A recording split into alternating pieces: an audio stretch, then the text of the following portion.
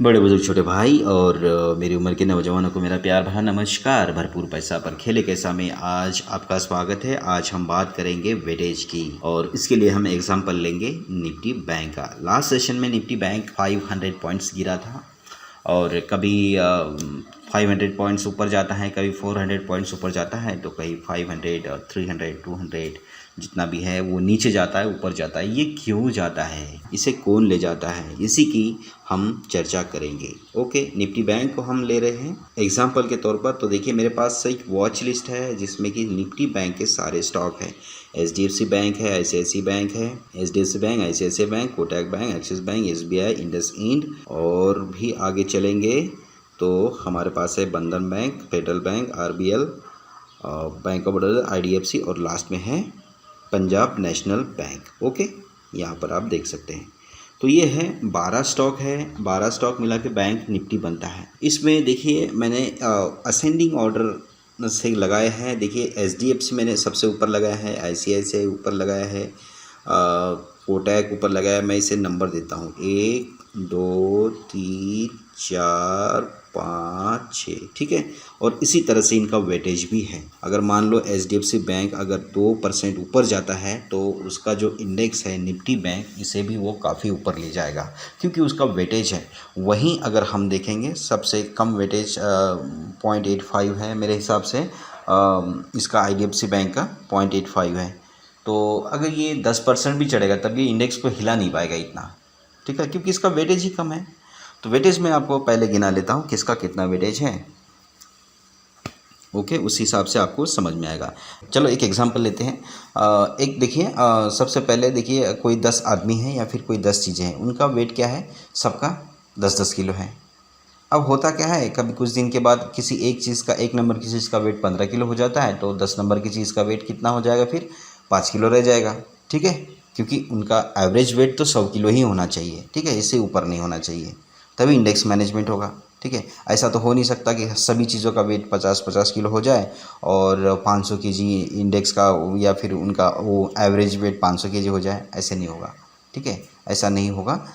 सबका मतलब वेट भी 100 केजी ही होना चाहिए और 10 चीज़ें हैं तो 10 चीज़ों का आपस में कम ज़्यादा हो सकता है, ठीक है, लेकिन सभी का एक साथ नहीं बढ़ सकता और सभी का एक साथ कम नहीं हो सकता। वो 100 रहेगा ही रहेगा और वो सभी को मिला के रखना पड़ेगा। तो उसी हिसाब से है। अगर मैं यहाँ पर कुछ अभी आंकड़े बताऊँगा तब आपके समझ में आएगा।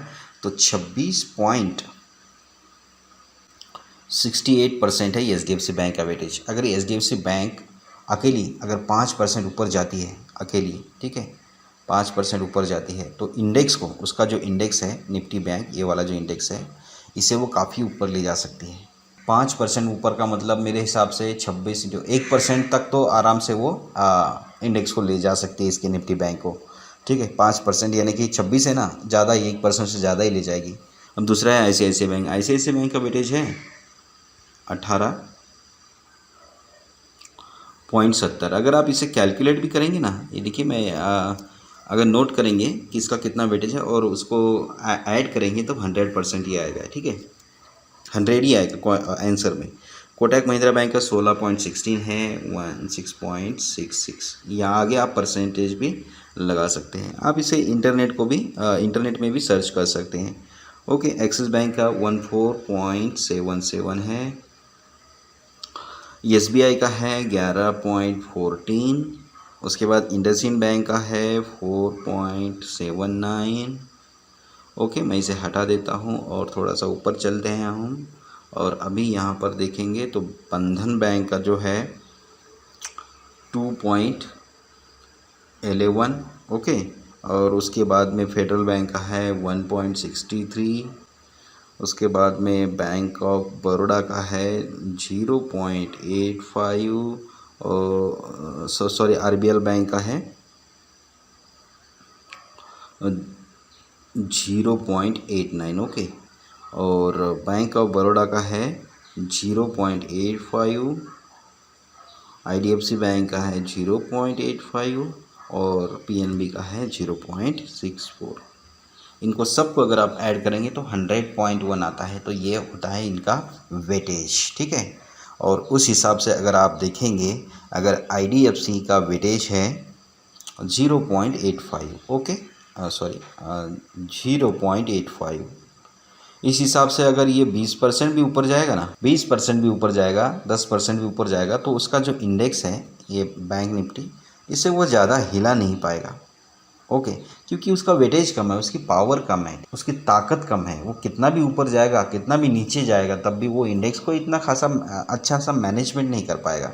लेकिन वेटेज की पावर जब हमें समझ आती है, अगर मान लो ये 1% ऊपर है, ओके, ये भी 2% ऊपर है, ये भी 1% ऊपर है, ठीक है, तो ये यहाँ तक इंडसइंड बैंक से ऊपर तक ये थोड़े से अच्छे वेटेज वाले स्टॉक्स हैं। अगर इनमें से कोई एक स्टॉक या फिर ये जो जो मैंने लिखा है 1 2 3 1 2 1 इस तरह से अगर ये ऊपर है, तो इंडेक्स को ये तकरीबन 2-2.5% ऊपर ले जा सकते हैं, ठीक है, 2% के आसपास।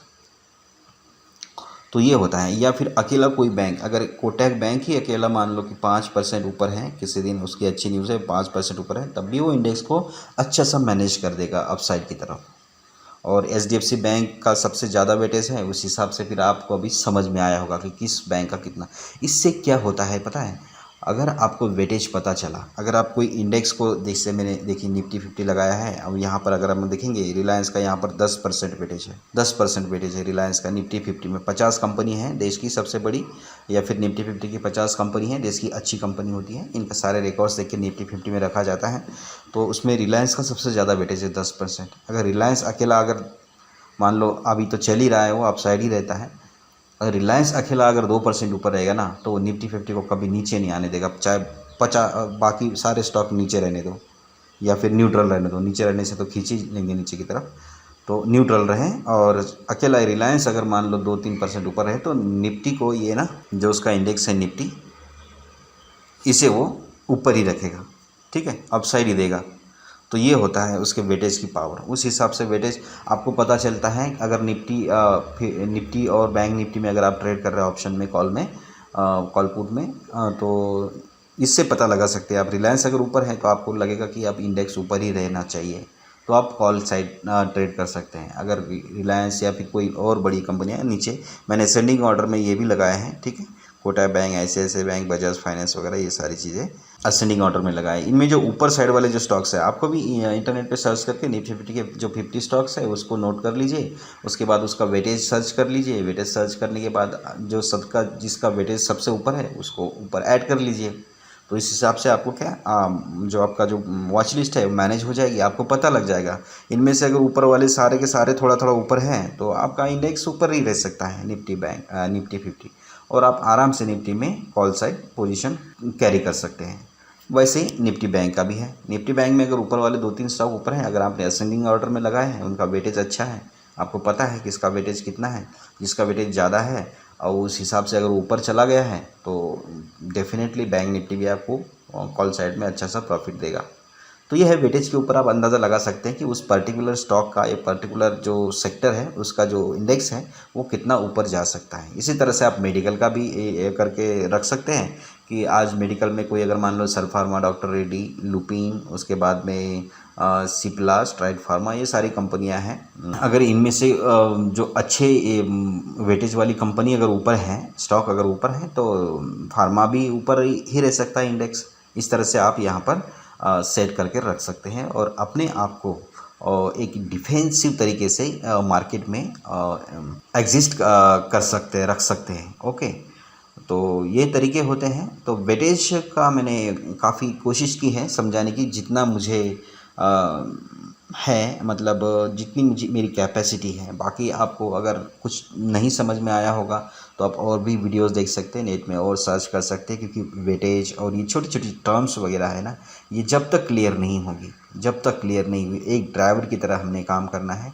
ड्राइवर क्या करता है, जजमेंट के ऊपर चलता है, ठीक है, वो पीछे नहीं देखता है। जब गाड़ी आगे चलाता है वो पीछे नहीं देखता है, लेकिन जब उसे गाड़ी पीछे करनी होती है तो उसे जजमेंट होता है, ठीक है, उसे कंफर्म हो जाता है कि मेरे पीछे अब कोई नहीं है। वो भले ही शीशे में देख रहा हूँ, ठीक है, शीशा तो खाली एक दिल की तसल्ली के लिए वो देखता है, पीछे की साइड का बोल रहा हूँ मैं, ठीक है। बाकी उसे कंफर्म होता है कि अब मैं यहाँ से गाड़ी अभी अभी पार किया हूँ, अब मुझे कंफर्म है कि मेरे पीछे साइड में अभी कोई नहीं है, मैं आराम से गाड़ी को बैक कर सकता हूँ। छोटा मोटा करेक्शन के लिए वो शीशा अपना देखता है कि इमीडिएटली अगर अचानक से कोई बीच में आ जाता है तो उसके लिए वो शीशा रखता है। लेकिन वो पूरा जजमेंट से चलता है, रोड के ऊपर चलता है, लेकिन रोड से काफ़ी ऊपर रहता है वो, लेकिन रोड के जो सरफेस में जो खड्डे होते हैं उसे अपने चक्के से, अपने स्टीयरिंग से बिल्कुल बाईपास करके आगे निकलता है। वो एक जजमेंट होता है। वो एक छोटी छोटी बातें जब वो शुरू से सीखता है ड्राइविंग, अनुभव करते रहता है और अपने दिमाग में उसे फिट करते रहता है। तो वही चीज़ें हमने करनी है, स्टार्टिंग से हमने भी वही की है, आपको भी वही करना है। इन चीज़ों के अलावा हम सक्सेस नहीं हो सकते हैं। कोई भी यहाँ पर सुपीरियर नहीं है, और पढ़ाई करने के बाद तो आप थोड़ा बहुत अपनी पोजीशन को हम लोग स्ट्रांग बना ही सकते हैं। इसीलिए उस ड्राइवर की तरह काम करना है, हर टर्म्स को समझना है, हर कंडीशन को, हर मार्केट की स्थिति को, किस तरह से मार्केट ऊपर जाती है, किस तरह से नीचे आती है, कहाँ कौन सी न्यूज़ के ऊपर ज़्यादा फ़र्क पड़ता है, कौन सी न्यूज़ कौन सी न्यूज़ को मार्केट बाईपास करती है, ये सारी चीज़ें हमें देखना पड़ता है। और सारा जो एक पुतली है दिमाग में बांध के तब हम ट्रेड करेंगे। तो छोटे छोटे मुनाफे से स्टार्ट करेंगे, और छोटे छोटे मुनाफे से स्टार्ट करने के बाद जब एक्सपीरियंस जैसा जैसा आता रहेगा फिर लंबे लंबे छक्के हम मार सकते हैं। तो ये है, इस वीडियो में बहुत कोशिश की गई है। बाकी अगले वीडियो में किसी और अच्छी जानकारी के साथ मिलते हैं। तब तक के लिए गुड बाय, टेक केयर।